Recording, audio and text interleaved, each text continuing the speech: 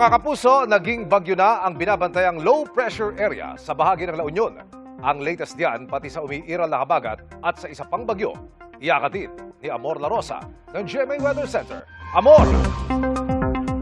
Salamat, Emil. Mga kapuso, patuloy na tinutumbok ng bagyong Maymay ang Ilocos Region kung saan ito posibleng maglandfall sa mga susunod na oras. Dahil po sa bagyong Maymay, nakataas na ang wind signal number 2 sa southern portion ng Ilocos Norte, ganun din sa Ilocos Sur, northern and central portions ng La Union, northwestern portion ng Pangasinan, Abra, western portion ng Kalinga, pati na rin sa western portion ng Mountain Province at northwestern portion ng Benguet.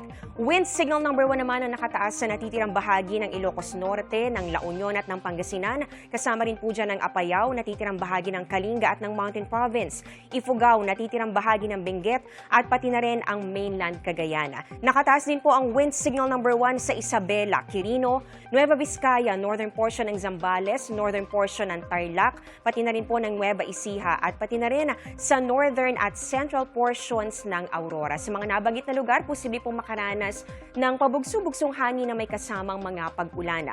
Huling namataan ang sentro ng bagyong Maymay, 145 kilometers sa kanluran po yan ng Sinait, Ilocos Sur.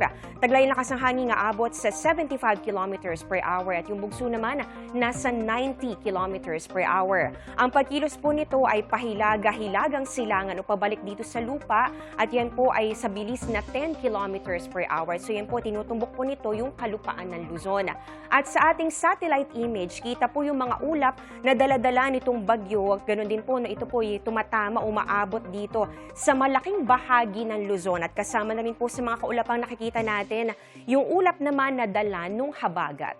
Ayon po sa Pag-asa, posibleng tumama itong bagyong Maymay, maaaring dito sa Ilocos Norte or Ilocos Sur o di kaya naman ay sa bahagi po ng La Union. Kung hindi po ngayong gabi, ay posibleng bukas po yan ng umaga. At pagkatapos ng landfall, tatawirin po niyan itong iba pang bahagi ng northern at ng central Luzon. Bukas, posibleng dumaan yan dito sa may Cordillera at lalabas po dito sa bahagi ng Isabela.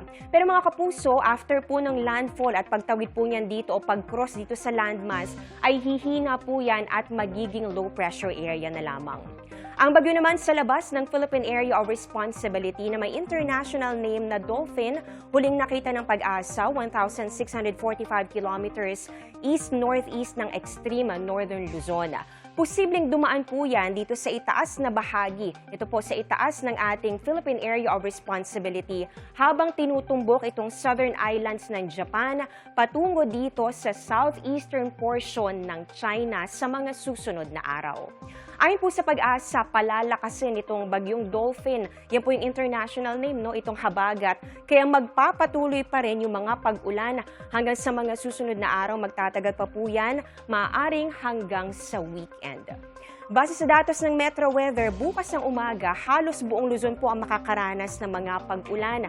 May mga malalakas sa buhos tayo nakikita yung heavy to intense, lalong-lalo na po dito sa Ilocos Region, Cordillera Region, pati na rin po sa Cagayan Valley at sa ilang bahagi po ng Central Luzon.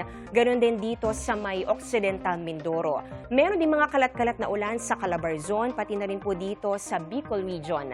Magtutuloy-tuloy yung mga pag-ulan pagsapit po ng hapon, pero kung makikita po ninyo, unti-unti po yan o bahagya pong mababawasan paglalim ng gabi sa ilang probinsya.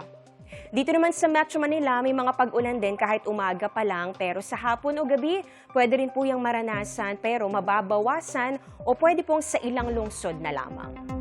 May tsansa rin ng pag-ulan sa Visayas at Mindanao umaga bukas. Meron po tayong nakikitang pag-ulan sa may Antique, Aklan, Iloilo, Negros Island Region, Zamboanga Peninsula, ganun din dito sa ilang bahagi ng Samar at ng Leyte provinces. Halos ganyan din po sa hapon at posible na ring maranasan sa ilang bahagi ng Northern Mindanao at pati na rin sa Soc-Sargen. Yan muna ang latest sa ating panahon mula sa GMA Weather Center. Ako po si Amor La Rosa, serbisyong totoo ng GMA News.